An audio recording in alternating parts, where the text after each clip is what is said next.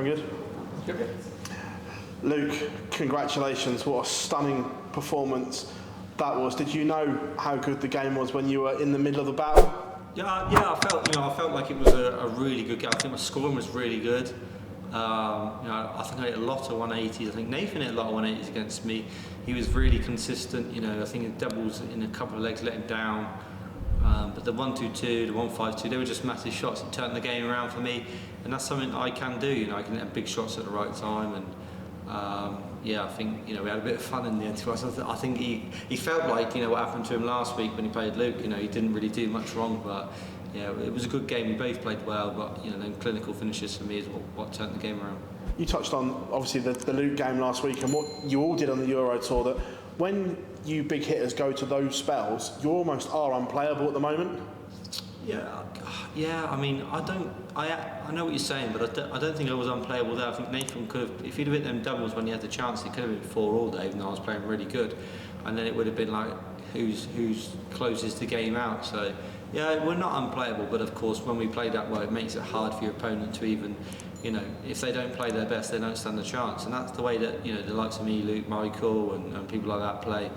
It was a good performance. It really was. But you know what I'm like. I want to push on. I don't want to dwell on that too much. Of course, I need to play that well in the next round. But I enjoy the long format. That suits me more than anybody in the world. So I'm happy that it's first to 10 now. Last year, this was the one that got away in that golden spell. So was there unfinished business, and would you like to add this one to the CV because it's missing? Yeah, and if I do, I'll be devastated. I missed 2 darts in the UK, and that would have been all the ranking majors done in my career. So I'll of course be really up for winning this one. It's one that's not been won yet at the UK Open, but I got a hard job yet. There's so many great players in front of me. I have to beat so many great players. So I'm going to just take it one step at a time. Still got a lot of hard work to do. I think I'm in a tough draw as well, so I'm going to have to keep my eye on the board and make sure I keep playing like that. Luke, many congratulations. Thank you, Phil. Luke, you just spoke about there that there's not that many ranking majors now to tick off the list, but you're only 29. How do you keep that hunger and that drive once, if that ever does happen, to continue winning? Yeah, I'll be honest with you. I got asked it earlier in a question. Someone said to me, what's your goals now? But I said I've achieved everything I always wanted. I always wanted to be world champion. I always wanted to be world match play champion, and I always wanted to be World Cup champion. And they're done now. So for me, it makes me a dangerous player. I'm really relaxed. It's nothing. If I ended my career in 15, 20 years, say, and I didn't win anything else, I'd look back and go, I wish I'd have won that. They're the 3 I would always look back on, wishing I'd won if I hadn't, but I did. So it makes me a dangerous player. I'm relaxed, regardless of all the pressures on my shoulders. In the world champion or the world number 1, I'm just relaxed. I just want to win as much as I can. That's all it is. And I'd love to win the Europeans and the UK Open to complete the set. But PDC keep adding extra ones now, so I'm going to do the Masters now, and that's another one that I ain't got a good record at. So there's a lot of things, of course, that will keep pushing me and keep making me play better. But just my goal is just try and win as much as I can, to be honest. What we saw against Nathan was pretty much a continuation of what we saw in Prague. An unbelievable performance, unbelievable averages. But in Leicester, you said that your throw wasn't feeling that smooth all week. So what's happened between the end of the World Grand Prix and the Czech Naps Open? I think sometimes when I play on the European Tour, the throws feel beautiful. They just feel really great, and the whole the back room. That's just the thing. It's the thing I think I love the European Tour. I think it's made me the player I am, to be honest. And maybe that's sometimes what you need for a bit of confidence. Go back on the European Tour, enjoy it, and get your confidence back, and then it all feels good again. Tonight it was, the first dial was really, really good. And that's what I pride myself on. If the first dial is good, then sometimes I don't put in them great performances. But when it is good, like it was in Prague, then it can be some special performances. So I think that first dial was really helped me out tonight. And I know I had a really tough game. Nathan's a fantastic player. I don't take it for granted. I thought my first out was brilliant. The scoring was good, and I'm going to have to keep up in the next game against Johnny. Is there a different feeling now to say 12 months ago? Because 12 months ago you just won your first major, the World Grand Prix, then you didn't really know what was lying ahead. Whereas now you're heading into the business end of the year, defending everything apart from the European Championship. Yeah, I mean, I've said it before, but I'm not defending anything. Everything I've won has been won. I'm going to the Grand Slam, and I'm going to the Players, and I'm going to the Worlds. I'm not defending anything. I've won them titles. They've gone there, and they happened last year. I'm only trying to retain. So if I don't win, I've not defended it. I'm just, I'm going to retain it. But like I said to you all, it's going to be incredibly hard to win like I did last year, and I've already not done what I did last year, which was win the Grand Prix. But if I can win this one, then who's to say I can't go on and win the Grand Slam, Players and the Worlds? But you have to be understanding that you're not going to win everything. I'm just going to try my best, keep trying to build the sport. Hope everyone enjoys to outplay, and keep working hard to get better, because I need to. Luke, you proud of? Thank you. Thank you.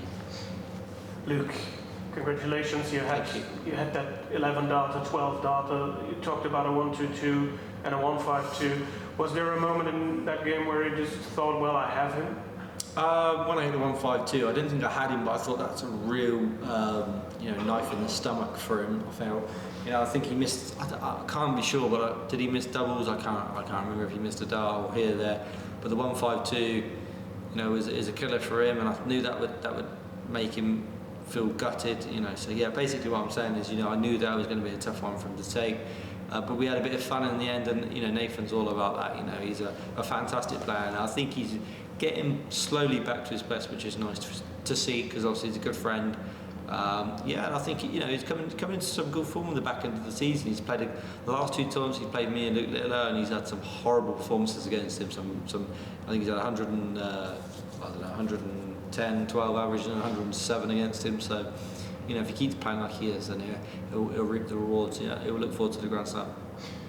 Watching you in these big tournaments, it always felt like at the start you needed some time to get going, to get really in your rhythm. That was different today. Was that something where you're thinking, well, I have to be better in that, or was it just clicking? Yeah, you're right. Sometimes when I'm playing, it takes me a bit of time to get into that rhythm. Sometimes maybe 1, 2, 3 legs, I'm sort of not at my best, and I seem to crash in and start playing well. But you're right, I think from the start tonight I was pretty good. It was an all-round decent performance. I didn't really let Nathan in. I know he won the first leg, but after that I was even in that leg I played well. After that I was sort of on it all the time. So yeah, you're right. I think it's important when you're playing these tough players, you don't let them have a 2, 3 leg lead, because if you do, they'll run away with it. So yeah, I think I was more clinical tonight, especially at the start. We all know you are the number 1 in the world. You hold many ranking tournaments, but how much work do you put in between those tournaments, in midweek or something like that? Probably not much, if I'm honest. I'm not going to lie to you all. I don't practice as much as I ever used to. It's probably, if I did, it probably would drain me a lot, to be honest. I think when I won the when I won the Prague Darts Open last week, travelled home Monday, didn't practiced about half an hour on Tuesday, an hour on Wednesday, and 45 minutes before I come here on Thursday. So yeah, not enough, to be honest. But I feel like I've got to that stage in my career now where I don't really need to dedicate too much. I just need to maybe keep my arm good and steady, and I just don't think I need to practice 4 hours a day anymore like I have done in the past. I'm playing all the time, so yeah, I don't think I need to. And preparation is all about enjoying time with my family, and then I come here in a good space and get here early on the practice board and work hard, and it seems to reap the rewards when I'm here. And finally, do you also think it is maybe some kind of your secret that you are also able to, let's say, handle the defeats quite well, as we have seen at the World Grand Prix, and now you are back. You talked about Prague, and this performance also back with a bang. Yeah, of course. I mean, if every time I have a defeat and I don't, it hurts a little bit. Everyone jumps on it. The fans, they kind of take a little bit like, everyone takes defeat every different way. I thought that the way I handled myself in the Grand Prix was really good, because, of course, I was gutted not to win, but I felt really proud of Mike. He played fantastic and he deserved it. And I didn't want to take that away from him. I didn't want the story to be about me losing. I wanted it to be about him winning. So, for me, I accept defeat, and that's something that comes with age. You learn to accept it, and I think the more you learn to accept it, the better you feel when you win.